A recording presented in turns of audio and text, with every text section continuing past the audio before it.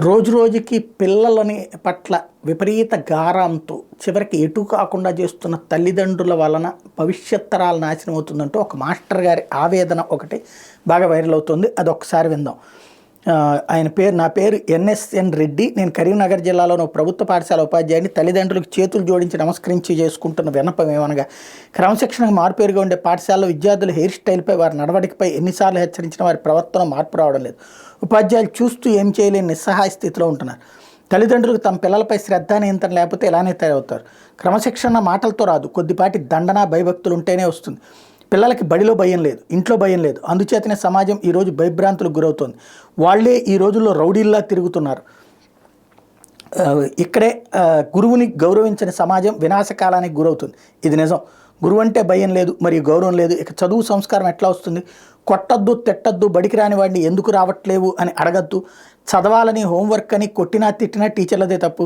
5వ తరగతి నుండే కటింగ్ స్టైలు, చినిగిన జీన్స్ గోడల మీద కూర్చోవడం, వెళ్ళేవాళ్ళని వచ్చేవాళ్ళని కామెంట్ చేయడం, అరే సార్ వస్తున్నారా అని అంటే వస్తే రాని అనే పరిస్థితి.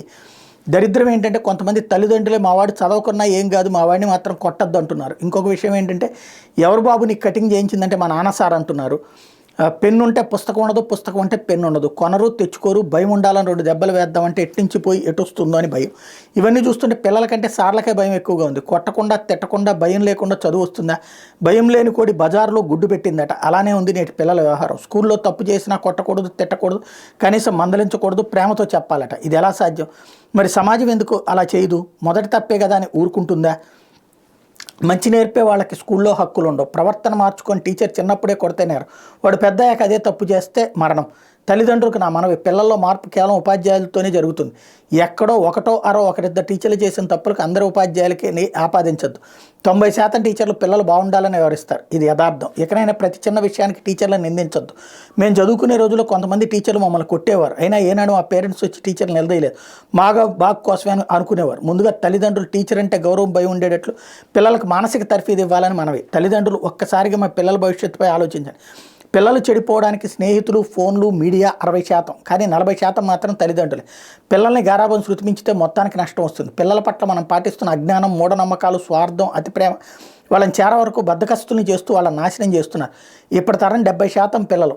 తల్లిదండ్రులు గారు బండి శుభ్రం అంటే తొడవరు. మంచినీళ్లు, పాలు, కిరాణా సరుకుల కోసం బయటికి వెళ్ళమంటే వెళ్ళరు. లంచ్ బ్యాగులు, స్కూల్ బ్యాగులు శుభ్రం చేసుకోరు. కనీసం ఇంటి దగ్గర చిన్న చిన్న పనుల్లో సహాయం చేయరు. రాత్రి 10 గంటల్లోపు పడుకుని ఉదయం 6 లేదా 7 గంటలలోపు నిద్ర లేవరు. గట్టిగా మాట్లాడితే ఎదురు తిరగబడి సమాధానం చెప్తుంటారు. తిడితే వస్తువులు విసిరి కొడతారు. ఎప్పుడైనా దాచుకోమని డబ్బులు ఇస్తే మనకు తెలియకుండా ice creams, cool drinks, noodles, ఫ్రెండ్స్కి పార్టీలు, ఫ్రెండ్స్ కోసం గిఫ్ట్లు కొనుగోలు చేస్తున్నారు. మైనర్ పిల్లలకు బైకులు ఇవ్వడం, వారి యాక్సిడెంట్లకు చేయడం, కేసుల్లో ఇరుక్కోవడం. ఆడపిల్లలు అయితే తిన్న కంచం కూడా కడగడం లేదు. ఇల్లు ఓడ్చమంటే కోపాలు వచ్చేస్తున్నాయి. అతిథులు వస్తే కనీసం గ్లాసులు మంచినీళ్ళు ఇవ్వాలన్న ఆలోచన లేని అమ్మాయిలు కూడా ఉన్నారు. 20 సంవత్సరాలు దాటినా చాలామంది ఆడపిల్లలకు వంట చేయడం రాదు.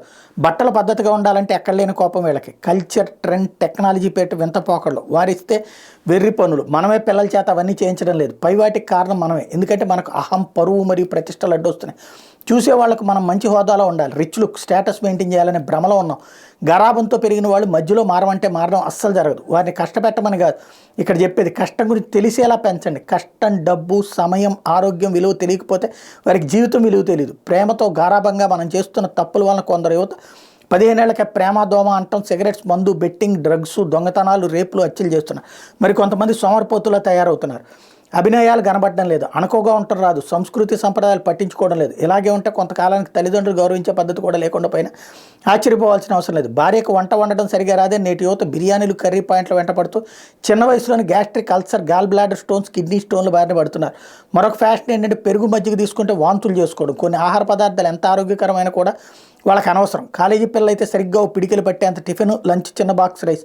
చాలామంది ఫ్రూట్స్ అస్సలు తినరు. గర్భవతులైన తర్వాత వాళ్ళ బాధలు వర్ణాతీతం. టోటల్ మెడిసిన్ మీద డిపెండ్ అవ్వడం. 100లో 90 మంది సిజేరియన్ ద్వారా పిల్లల్ని కంటున్నారంటే వారి శారీరక పటుత్వం ఎంత పడిపోయిందో ఆలోచించండి. అలా ఉంటే పుట్టే పిల్లలు కూడా ఏదో ఒక జన్యు లోపంతో పుడుతున్నారు. 3వ తరగతి పిల్లాడికి సోడా బుడ్డి లాంటి కళ్ళద్దాలు, 5వ తరగతి వారికి అల్సర్, బీపీలు, 10వ తరగతి దాటేలోపు ఎన్నో ఆరోగ్య సమస్యలు వస్తాయి.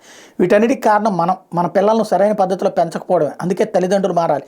రేపటి సమాజానికి ఏమి నేర్పుతున్నారో ఒక్కసారి ఆలోచన చేయండి. సంస్కృతి సంప్రదాయాలు అంటే ఏంటి? కేవలం గుడికి, దర్గాకి వెళ్ళి పూజలు, ప్రార్థన చేసి మన సంస్కృతి సంప్రదాయం అని పిల్లలకి అలవాటు చేస్తున్నాము. అది మాత్రమే కాదు, సంప్రదాయం అంటే అలా అనుకోవడం కూడా కొంత పొరపాటు. పిల్లలకి బాధ్యత, మర్యాద, గౌరవం, కష్టం, నష్టం, ఓర్పు, సహనం, దాతృత్వం, ప్రేమ, అనురాగం, సహాయం, సహకారం, నాయకత్వం, మానసిక దృఢత్వం, కుటుంబ బంధాలు, అనుబంధాలు, దైవభక్తి, దేశభక్తి కొంచెం కష్టమైనా సరే ఇవి తప్పక చిన్న వయసులోనే పిల్లలకు అలవాటు చేయాలి. మంది కోసం బ్రతకద్దు, మన ఆరోగ్యం కోసం, మన ఆనందం కోసం బ్రతుకుదాం అంటూ కొంచెం ఇవన్నీ అలవాటైతే ఆరోగ్యం, మానసిక పరిస్థితి, సామాజిక స్పృహ, ఉత్తమ జీవన విధానం వాళ్ళకి అవలంబించిన వారు అవుతాం.